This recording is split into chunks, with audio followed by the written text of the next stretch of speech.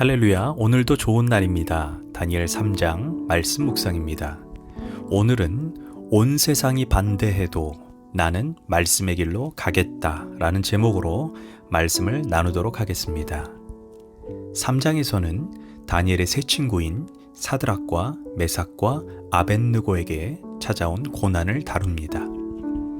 어느 날 느부갓네살 왕은 자신의 형상으로 만든 거대한 금신상을 두라 평지에 세웠습니다. 왕은 총독들, 대신들, 지도자들을 소집했습니다. 그러면서 누구든지 자신의 신상에 엎드려 절하지 않는 자는 즉시 맹렬히 타는 풀무불에 집어넣겠다라고 엄포를 놓습니다. 사실 저번 2장에서 느부갓네살은 다니엘이 꿈을 해몽한 후에 너무나 크게 감동을 받아 벌떡 일어나 다니엘에게 엎드려 절했습니다. 그러면서 다니엘, 너희 하나님은 참으로 신 중의 신이며 왕 중의 왕이며 모든 왕 가운데 으뜸가는 군주시다. 그분이 너에게 능히 은밀한 것을 말씀하셨다 라고 고백했습니다. 그런데 그렇게 하나님을 찬양하던 그가 오늘 3장에서 다시 금신상을 만들고 대뜸 백성들에게 절하지 않으면 죽이겠다라고 엄포를 놓습니다. 여기서 우리가 짐작하는 것은 느부갓네살이 하나님을 찬양했던 것은 순간적인 정서적인 감동에 불과했습니다. 이를 감정적 신앙이라고 말합니다.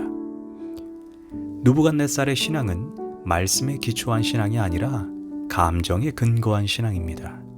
감정적 신앙은 말씀을 들을 때는 하나님 그렇습니다, 맞습니다, 아멘 하면서 눈물을 흘립니다. 때때로 회개하며 통곡까지 합니다. 그런데 문제는 삶의 자리에서 아무 변화가 일어나지 않습니다. 오늘날 성도들의 모습이 느부갓네살 왕의 모습과 매우 비슷합니다. 설교를 듣고 그럴듯한 제스처를 취합니다. 그러나 삶의 자리에서 자신의 옛사람을 바꿀 마음은 조금도 없습니다. 그들은 시간이 지나며 성경 지식만 쌓이고 기도와 대표 기도는 나날이 화려한 어구를 구사하며 가식만 늘어갑니다. 그러나 기억해야 합니다.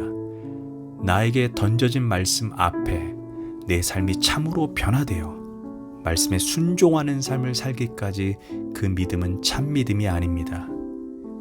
단지 감정적 신앙일 뿐이고 나중에 그를 기다리고 있는 것은 천국이 아닌 세상 사람들이 가는 길입니다. 그런데 느부갓네살 왕의 신상에서 절하지 않는 사람들이 있었습니다. 바로 사드락과 메삭과 아벳느고입니다. 이에 왕은 분개했지만 마지막 기회를 그들에게 줍니다. 그러나 성경은 말합니다. 사드락과 메삭과 아벳느고가 왕에게 대답하여 이르되 느부갓네살이여, 우리가 이 일에 대하여 왕에게 대답할 필요가 없나이다. 그들의 믿음은 세상의 권력 앞에서 굽히지 않았습니다. 오히려 대답할 필요조차 없다고 단호했습니다. 왜 이들은 이 부분에 대해 고민할 필요가 없었을까요? 그들은 절대 기준을 가지고 살았기 때문입니다. 바로 말씀의 기준입니다. 그래서 이들이 왕에게 대답할 가치가 없다고 말한 것입니다. 이는 왕을 무시한 말은 아닙니다. 성경은 모든 권세는 다 하나님으로부터 시작되었다라고 말합니다. 그래서 우리는 국가의 법에 순종해야 하고 때때로 마음이 내키지 않고 나와 가치관이 맞지 않는다 해도 세상 지도자와 영적 지도자들에게 순종해야 합니다. 베드로전서 2장 18절에 선하고 관용하는 지도자뿐 아니라 까다로운 지도자들에게도 순종하라고 말합니다. 그래서 까다로운 상관에게도 우리는 순종을 해야 합니다. 만약 이 세 청년은 느부갓네살 왕을 평상시에 존중하지 않고 인정하지 않았다면 그들은 결코 페르시아에서 높은 지위를 얻지 못했을 것입니다. 이들은 성숙한 자들입니다. 그러나 우리가 무작정 대통령과 지도자들에게 순종해야 하는가? 이 부분을 우리가 질문해 봐야 합니다. 베드로전서 2장 17절에서 그 한계점을 우리에게 말해줍니다. 하나님을 두려워하고 그런 다음 왕을 존대하라고 말합니다. 먼저는 모든 권세의 기준이 있는데 하나님이고 그 다음이 왕이라는 것입니다. 왕은 인간 세계의 권세 중에 가장 높은 권세를 상징합니다. 그런데 아무리 인간의 권세가 가장 높은 위치에 있다 해도 그 위에 더 높은 권세인 하나님이 있다는 것입니다. 만일 정부가 하나님을 믿고 섬기는 것을 못하도록 막거나 우상 숭배를 하도록 강권하거나 성경에서 말한 죄를 정부가 조장한다면 단호하게 거절해야 합니다. 가령 동성 결혼을 합법화하고 히틀러같이 유대인 학살을 동조하라고 강요한다면 아무리 정부가 권세를 가지고 있다 해도 그리스도의 법에 위배되기 때문에 단호하게 거절해야 합니다. 이에 대해서 말할 필요가 없다라고 우리도 말해야 합니다. 사도행전 4장을 보면 정권을 잡은 자들이 베드로에게 전도하지 말라고 명령합니다. 그때 베드로는 뭐라고 말했습니까? 하나님 앞에서 너희의 말 듣는 것이 하나님 말씀 듣는 것보다 옳은가 판단하라고 당당하게 말했습니다. 결국 베드로는 하나님의 법에 우선순위를 둔 결과 투옥되게 됩니다.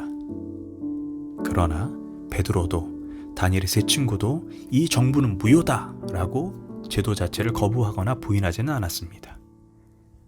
이런 의미에서 분명 왕을 존중했지만 그것은 하나님의 말씀이라는 절대적 기준과 어긋났기에 이에 대해 말할 필요가 없다고 말한 것입니다.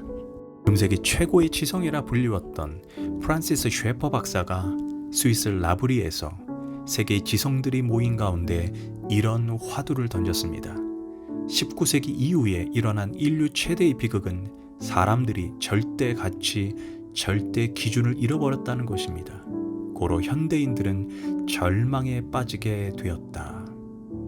그런데 저는 이 말을 한 단계 더 나아가 19세기 이후에 일어난 교회의 최대 비극은 성도들이 절대 가치, 절대 기준을 잃어버렸다라고 말하고 싶습니다. 사드락과 메삭과 아벳느고는 하나님의 말씀이 그렇다면 그렇게 믿었습니다. 거기에 어떤 해석을 달지 않았습니다. 그리고 말씀에 반대되는 것은 논할 가치도 없다고 생각했습니다. 그런데 교회가 절대 가치를 잃어버리기 시작하자 이제는 세상이 교회 안에 영향력을 끼치게 되었습니다. 세상은 왜 교회들과 목회자들이 세상의 가치관을 존중하지 못하고 세상의 흐름에 왜 반대만 하냐고 따집니다. 그러자 미국 교회들이 세상과 사람 눈치 보느라 결국 게이 목사, 레즈비언 목사까지 인정했습니다. 이 이야기는 이제 한국 교회도 예외는 아닐 것입니다. 교회 안에 절대적 진리가 무너지니 세상적 원리와 가치관이 교회를 이끌어가게 되고 그 자리에 하나님 없는 우리만의 잔치가 되고 있는 것입니다. 그런데 이 세 청년은 어땠습니까? 그들은 하나님이 주신 절대적 가치, 곧 하나님의 말씀을 모든 가치 기준의 상위에 두었습니다. 말씀하고 다른 것은 논쟁조차 하지 않았다라고 말합니다. 더 나아가 사드락과 메삭과 아벳느고는 18절에서 이렇게 말합니다. 그러지 아니하실지라도 왕이여 우리가 왕의 신들을 섬기지도 아니하고 왕이 세우신 금신상에 절하지도 아니할 줄을 아옵소서. 하나님께서 왕의 손에서 우리를 건지시지 않아 설령 풀무불에 죽는다 해도 나는 말씀의 기준을 굽힐 수 없다는 것입니다. 사실 우리는 어떠합니까? 하나님의 말씀에 순종하되 내가 손해보지 않는 선에서만 순종하고 있지는 않습니까? 그런데 그들이 비록 자신이 손해보더라도 성경적 가치관을 고수하겠다라고 당당한 기세를 우리에게 보여주고 있습니다. 우리 시대에 이런 세 친구의 믿음이 그리운 시대입니다. 당신은 직장에서, 삶의 자리에서 무엇이 당신의 삶을 이끌어가고 있습니까?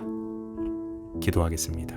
하나님, 말씀의 진리 앞에 어떤 것도 굴하거나 타협하지 않게 하소서. 예수님의 이름으로 기도합니다. 아멘.